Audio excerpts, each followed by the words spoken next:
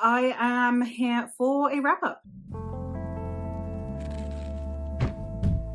It is my August wrap up. I am here to talk about all of the things that I did manage to read in August, which was quite a decent amount actually. I've got an odd assortment going on here. Let's just go talk through the books. Now I am 2 days too early for this because this needs to go up literally on the 1st of September. So I am a couple days early. So I am still in the midst of something, but it is a reread. So I can already tell you the rating. And I am rereading Feed, which is the first book in the Newsflash series. I am buddy reading this with the same crew I buddy read this with back in 2020, and that is Eleanor from Eleanor Nikubata, who has just made her YouTube return, so I'll leave her linked down below, and also Kayla from Kayla Grace Reads, and it's been lovely hearing their thoughts on it again, and like very nostalgic for me, and not far away from the end now, so hopefully I will have this done by the end of the month. I definitely should do. I haven't got that much left for it to only be 2 days left of reading, but I am very excited to continue on this series. It is one that I absolutely love. I've given this book 5 stars. I will be giving it 5 stars again, maybe now more in a nostalgic sense than in anything else, but I am having such a great time. For those of you who don't know, this is the first book in the Newsflash series, which is set in a world that has had a zombie apocalypse, and now we are a civilization again. It's been 26 years since the outbreak, and it was contained more like a pandemic than anything else. And now we are following some bloggers who are helping with a presidential campaign, and then it's how the politics of this world now works. It's a mixture of an action flick, like the opening couple scenes are so action-packed. We have the action flick coupled with the political side of things, and I think that it balances out really, really well. I don't like zombie fiction, but I do love this book. I did also receive an ARC copy of the last book in one of my all-time favorite series, which is the Dragon Spirit series, and I did finish The Broken Sword. I actually started this in July, but I finished it in August. I'm not okay. I'm so sad that there's an end to this world, that there are no more books coming in this world. I can't wait to see what L.R. McRae writes next, but I am sad at the moment for the absence of another volume in this series. It was an amazing ending, 5 stars. I loved it so much. It's the book of the month. Everyone go check out that series. In the first book, we are following a young man who wakes up in the middle of like this kind of bog area, and he is confronted with a dragon. That's the opening scene, and he has no memories of anything about himself aside from that his name is Fen. He is then aided by a young woman who is needing to go return home, somewhere that she has never really wanted to return to, and she is supported by her amazing partner, and it's just one of the most creative, most innovative stories. Especially the world building in it is just incredible. So yes, go check out that series. My Discord picks for the month of August, we were starting Renegade Magic by Robin Hobb. I am not, for obvious reasons, because I DNF'd book 2, but the people who have been reading alongside me did continue this. They have, I believe, now everyone has finished this one, so even though this does also run into September, I think everyone's done with it, if I'm not mistaken. So yeah, this read along is done now. I won't mention it in the September wrap up because I'm not reading it anyway. But yeah, I DNF'd book 2, so there's no point really talking about it. I've talked about this series and lots of wrap ups, so it's gone. I am going to be unhauling them. It's a shame, but it is what it is. The other book club pick that I had for August was the last in my Orbit Recommends series that I have been doing of sci-fi books, and this one is Ocean's Echo, which is the second and final book in the Winter's Orbit series. This one is a companion novel, like they're just set in the same world. Aside from that, they're not interlinked in any way. In this story, we are following 2 people. We are following Tanal, who is a privileged socialite rich boy who has these abilities that are generally quite looked down upon within this society. And we're also following Lieutenant Surit, whose mother was branded a traitor, and now he has had to join the army so that he can reinstate his other parents' pension that obviously they can't access because of the status of their mother. So we are following these 2 men who get kind of thrown together and are potentially going to be put in what is like an illegal situation by the army, where they're going to have to bond so that Surit, with his abilities, can control Tanal's abilities. Very interesting story. I had a lot to say on it, and I do have a spoiler vlog for this one coming. I think it'll be the next vlog you see of mine.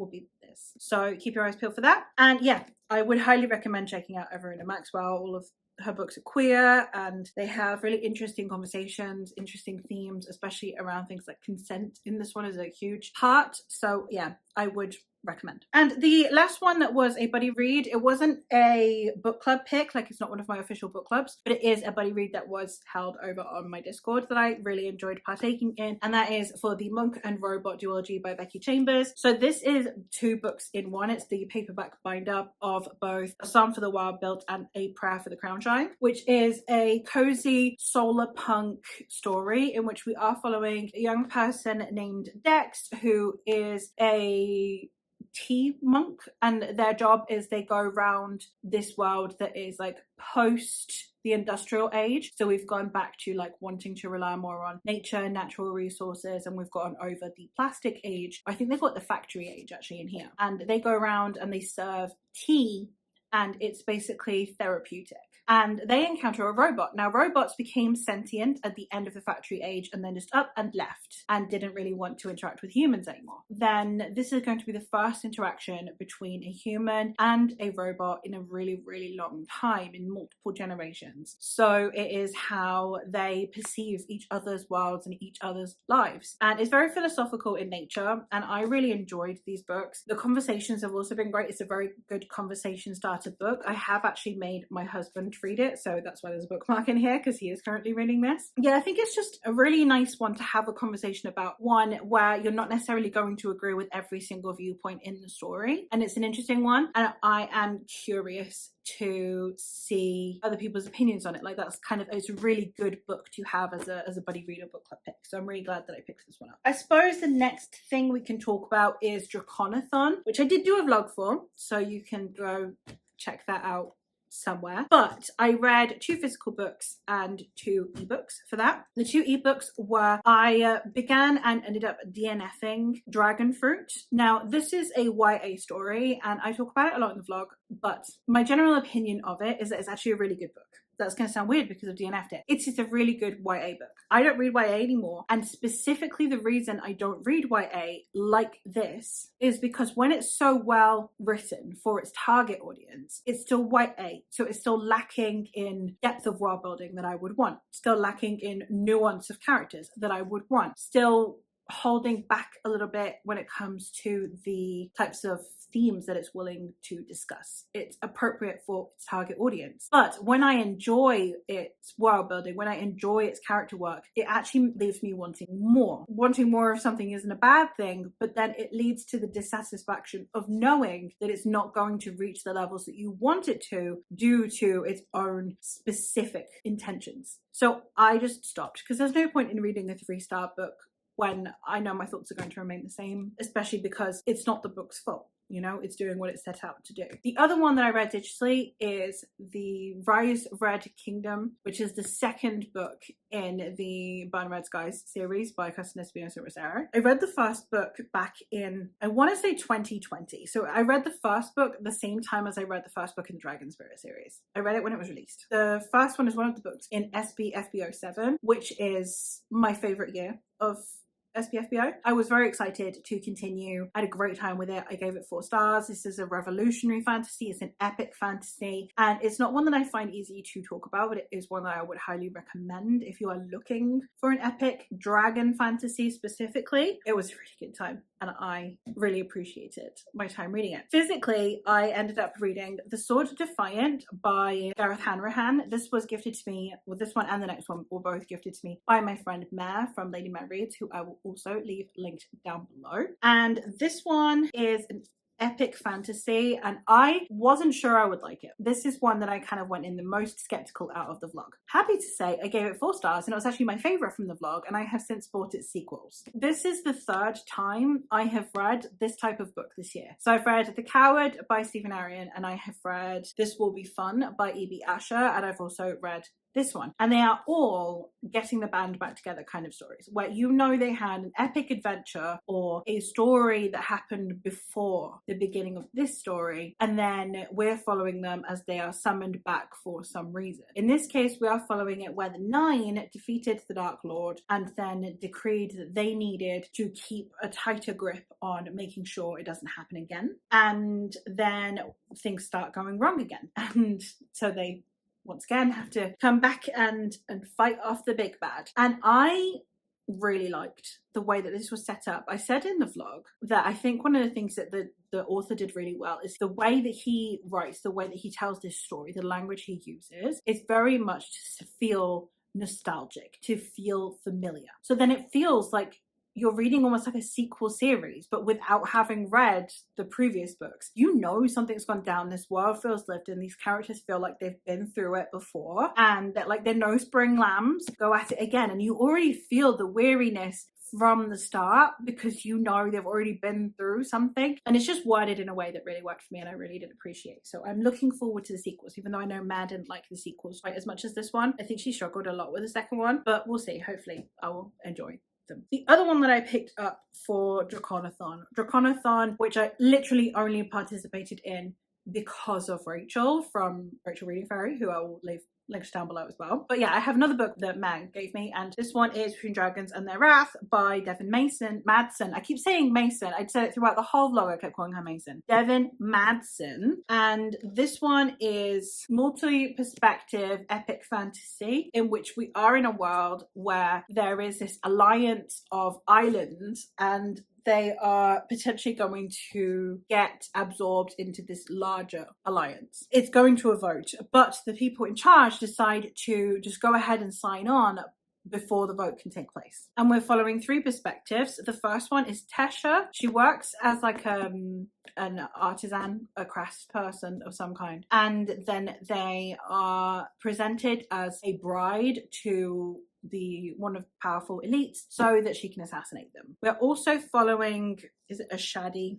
A Shadi, yay. We've also got a Shadi who is a dragon rider who is in an area where they're not at war, but they are kind of like in a conflict, and he's seeing things that he should not be seeing. And then the last perspective we have is Nayli, who is the laundress to a sorcerer, who is uncovering that she has some unusual abilities that she should not have. Then she joins a group of rebels that can potentially help her. So I liked Nayli's perspective. I struggled but still enjoyed Tesha's perspective. I didn't like Tesha as a character, but I did like her perspective. Like I liked her plot. And then I really didn't care about Shadi, which given that he is the one with the dragons, you'd think I would be most interested in, but I didn't really care about him. So I don't know if I'll continue this series. We'll see if once I can get my hands on a paperback of the sequels, if I would still be interested in reading them or not. It is a lovely addition, so I kind of hope that I would still be interested in continuing the series, so I have an excuse to keep this. I wanted more from it than I got. Since I am talking about Mare, one of the people who shouts about the series from the rooftop, the other person who shouts about the series from the rooftop is Senna from Bridge Banner Books, and that is the last binding series, starting with A Marvelous Light, continuing on with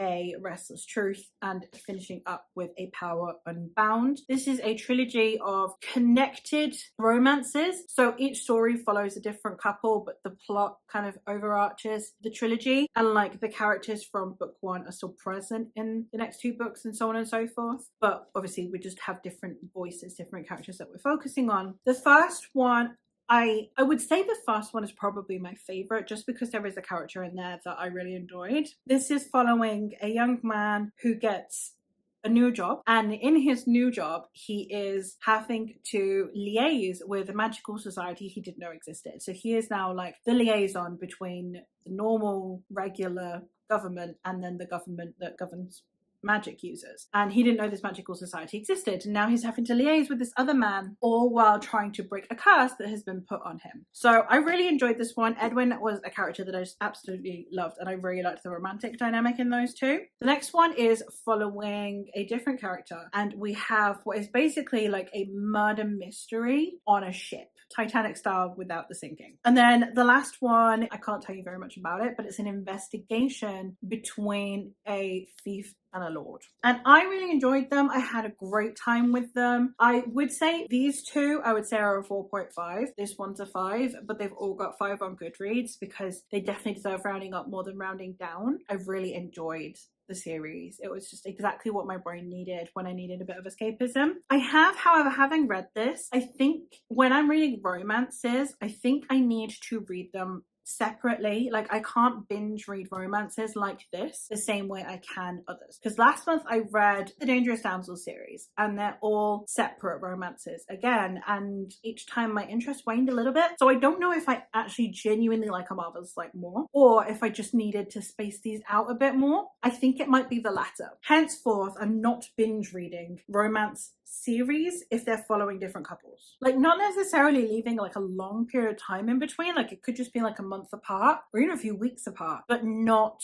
binge reading them like I did with these. Because, transitioning very smoothly, I also read The Undercutting of Rosie and Adam by Megan Banner, and I loved this. And the thing is, this series, I just pick up a book every time it comes out. I pre-order it once it's available to pre-order, and I buy it and I read it as soon as possible, as soon as I can fit it in, which is exactly what I did with this one. So I feel like because I leave a gap in between with the romances, I really enjoy coming back to this world. I really enjoy the characters because it's 5 stars. This was the main contender, I think, for best book of the month. If I'd managed to finish Broken Sword in July, it would have been my favorite book of July, but I finished it in August, so it's my favorite book of August. So if I'd finished The Broken Sword in July, this would have been my August book, if that makes sense. So yeah, it only just missed out, but I really love this series and I'm very curious to see if the author's going to continue writing more in this world after what happened in this one. But I love it so much. I would read books in this series every year for years to come, happily, because I just love how weird and wonderful this world is, and I love the tone of it. So yeah, I think I just need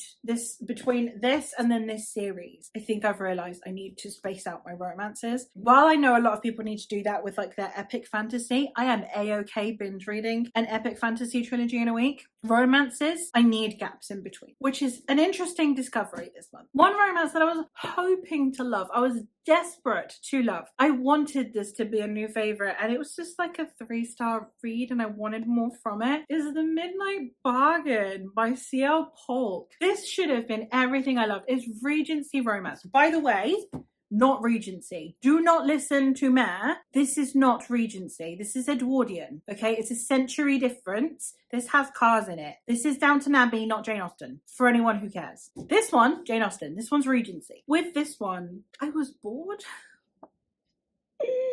I was bored. How do you get bored reading a romance? Like, how is that a thing that is possible? Like, cringy? Sure. Bored? But I was just really bored. I didn't care. I didn't really buy into the romance all that much. I don't know. I think it was to do with the writing, because the plot's there and like the characters were there. I didn't buy into the romance that much, but I liked the characters and I really liked the world building. The world building was really cool, but it was not retaining my interest. And it wasn't like it was like a me thing, because I was reading this alongside The Broken Sword and I loved The Broken Sword, but then I finished The Broken Sword, so it wasn't like, oh, it was because my attention was divided. I finished The Broken Sword and I was still going at the same pace with this. So either way, like either I was in a reading mojo only for The Broken Sword, or The Broken Sword was zapping my intrigue. I wanted more from it. Oh god, I didn't tell you what this one's about. This one is a 3rd book, so I'm not going to tell you what this one's about, but it is a grumpy sunshine romance. This one is following a young woman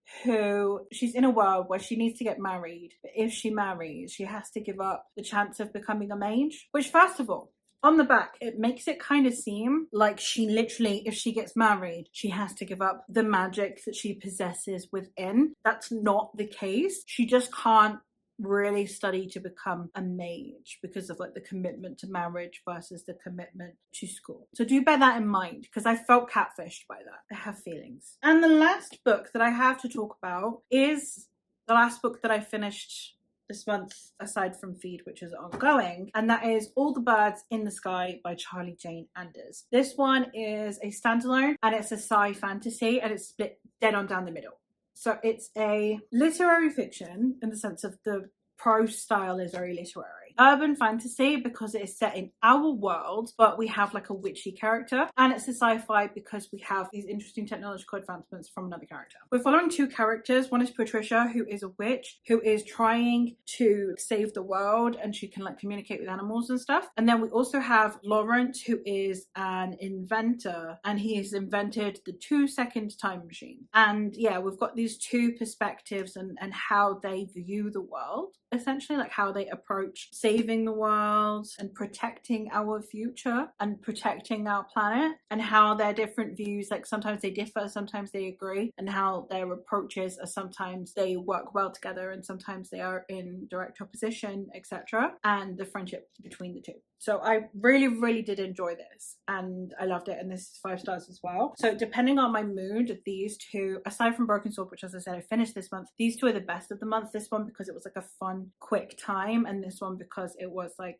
good on the brain. So these two are the best books of the month. These two are both 5 stars. Like I said, this trilogy is 5 stars, but I should have read them more dispersed. These are also 5 stars because they were just so comforting. This one and Rise Red Kingdom are both 4 stars. I liked them. This one is also 4 stars. I really did enjoy the way things were depicted in this story. This is 5 stars because it's a reread, so I knew it would be 5 stars. These two are 3 stars, and then I have 1 DNF. So very high ratings this month, which is interesting. It's felt like a good month, not more than average, but it's actually been a lot of really good books, which is interesting. But yeah, that's it. That's all of the books that I have read. I appreciate this is probably the most chaotic wrap up I think I've ever done. But as I said, September is when things get back to normal, hopefully. So hopefully my September wrap up will be a lot less terrifyingly chaotic, and I'll be back in like a normal filming setup where the lighting will potentially be better. But yeah, that's it for this video. So let me know in the comments down below what was your favorite book of August. Let me know if you've read any of these and your thoughts on them, and let me know if, based on my liking of these, if you have any other recommendations for me to try. But that is all from me for today, so I will hopefully catch you in another one soon.